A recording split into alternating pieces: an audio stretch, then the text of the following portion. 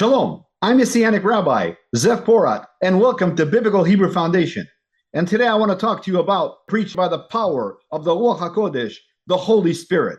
People like to ask, where are we at right now in Bible prophecy? Tell us where we are. Tell us when Yeshua, Jesus, is returning. And the answer is, no one knows when he's returning. But we're all called to be ambassadors. We're all called to be priests because he's our high priest and to preach the truth. And if we want to see revival, if we want not to grieve the Holy Spirit, then we have to preach the truth no matter what. We have to preach the truth in love. But we cannot love people over righteousness. The true gospel must be preached. We're living in a time right now where the next boom is the return of Yeshua, Jesus. Now is the time to preach repentance. Now is the time to preach the truth. Now is the time to be a light in this dark world. We're seeing the Chaldean spirit work overtime to deceive non-believers that Yeshua is not the Messiah. Revelation chapter 12, verse 12. Therefore rejoice, you heavens, and you who dwell in them. But woe to the earth and the sea, because the devil has gone down to you. He is filled with fury, because he knows that his time is short. He knows that the King of Kings and Lord of Lords, Yeshua, is coming back with fire in his eyes as Aliyeh Yehudah, the Lion of the tribe of Judah, to take back everything that the enemy has stolen. And he's trying to pollute the gospel. He's trying to deceive the very elect, if possible. The Chaldean spirit is losing its mind. The Bible tells us how to walk as believers in Yeshua, as believers in Jesus. Psalms 119, verses 3 to 6. They do not compromise with evil, and they walk only in your paths. Hallelujah. You have charged us to keep your commandments carefully. Oh, that my actions would constantly reflect your decrees. Then I will not be ashamed when I compare my life with your commandments. The time for the chocolate messages is over. Now it's time to preach the truth. Now it's time not to be ashamed. The Bible says, if you're ashamed of my Father in heaven, my Father in heaven will be ashamed of you. And I'm paraphrasing. If we preach a watered down message, that means we're ashamed. Luke chapter 9, verse 26. Whoever is ashamed of me and my words, the Son of Man will be ashamed of them when he comes in his glory and in the glory of the Father and of the holy angels. Notice what it says here. Whoever is ashamed of me and of my words. What's the words? It's the word of God. It's the power of the Holy Spirit. It's the true gospel. If we contaminate the words of God, it means we're ashamed of Yeshua. And that word in Hebrew, ashamed, is the word busha or mitbayesh. And mitbayesh has many, many meanings to it, not just ashamed. It also means to pollute. It also means to hide. It also means to withdraw. And so Yeshua is saying, if you're ashamed of the gospel, if you're ashamed of my words and of me, God will be ashamed of you. Those are scary words. It's not our duty to worry about numbers. Our duty is to preach the truth. And the Ruach HaKodesh, the Holy Spirit, does the rest. Better to have 200 true worshipers in the congregation than 5,000 numbers that get a watered down message. As a teacher, as a preacher of the gospel, my greatest fear is that I would deliver a watered down message. We have to preach the truth no matter what. Yes, we have to love all people, but we cannot love people over righteousness. The true gospel must be preached. Brothers and sisters, and we cannot be afraid of persecution because Yeshua, Jesus, said it with his own mouth. If they did it to me, they'll do it to you. John chapter 15, verse 20. Remember what I told you. A servant is no greater than his master. If they persecuted me, they will persecute you also. If they obeyed my teaching, they will obey yours also.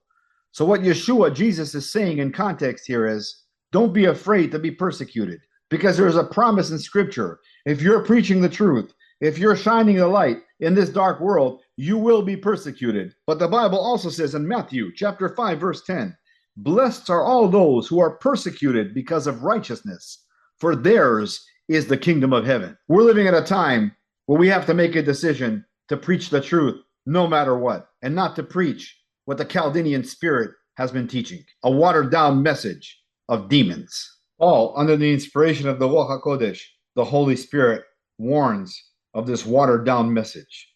Galatians chapter 1, verse 8. But even if we or an angel from heaven should preach a gospel other than the one we preach to you, let them be under God's curse. So there is such thing as a watered down message. There is such thing as not the true gospel. It's the gospel of demons. It's the gospel of the Chaldean spirit. It's the gospel that grieves the Holy Spirit. And it's the gospel that doesn't bring in true salvation. God is not searching for religion and ceremonies. God is searching for a true heart. He's searching for a bride without blemish, the Bible says. All of us have fallen short of the glory, but through him we become righteous. Through him we become the bride of Yeshua without blemish. And the Bible says that he's coming as a thief in the night. But to you who are children of the light, to you he will not come as a thief in the night. And I'm paraphrasing. But narrow is the way, narrow is the gate. The true gospel must be preached. We're living at a time right now where the Chaldean spirit, the demons, are losing their mind, deceiving the body of Yeshua, telling the body of Yeshua that the feast have nothing to do with them when Yeshua is the feast, telling the body of Yeshua that the locations in Israel where the tourists go, all of them belong to Yeshua, when in fact many of them are walking in the path of demons, the Chaldean spirit. I get into it in my book, Unmasking the Chaldean Spirit. It's time that the body of Yeshua unmasks the Chaldean spirit together as the one new man. We are called to be ambassadors. We are called to expose the dark. Ephesians chapter 5, verse 11. Have nothing to do with the fruitless deeds of darkness, but rather expose them. Unmask the Chaldean spirit. No more deceiving God's people. No more deceiving God's children. No more deceiving the body of Yeshua. Many have been taught that Miriam, her Hebrew name Mary, and Joseph had to leave because there was no room in the inn. There was no room for her to have her baby there. Is that really what the Bible says? There's no room in the inn? Or is there a deeper message here? A deeper understanding? That's the Chaldean spirit trying to deceive the body of Yeshua. It's time to unmask the Chaldean spirit. It's time for the body of Yeshua to know the truth. And the truth can only do one thing, and that is set you free. The place of the skull where Yeshua was crucified. Is it really a place where there's a figure of a carved image in a cave? No, that's the Chaldean spirit. Now is the time for the true gospel to go forth. In my book, Unmasking the Chaldean Spirit, I uncover all this.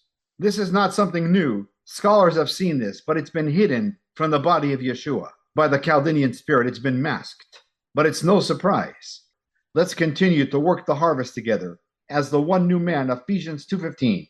Bring the gospel back to Jerusalem and go home. And for Zion's sake, we will not keep silent. Isaiah 62 verse 1.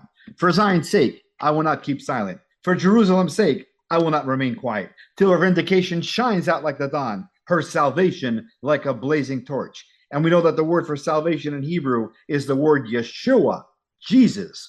Her Yeshua like a blazing torch.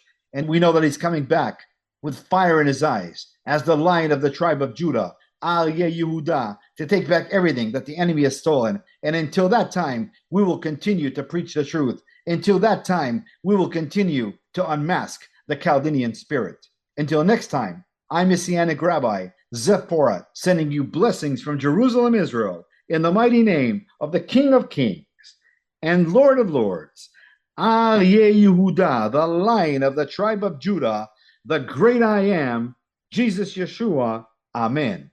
Every knee shall bow and every tongue will confess that Yeshua, Jesus, is God. Hallelujah. Amen.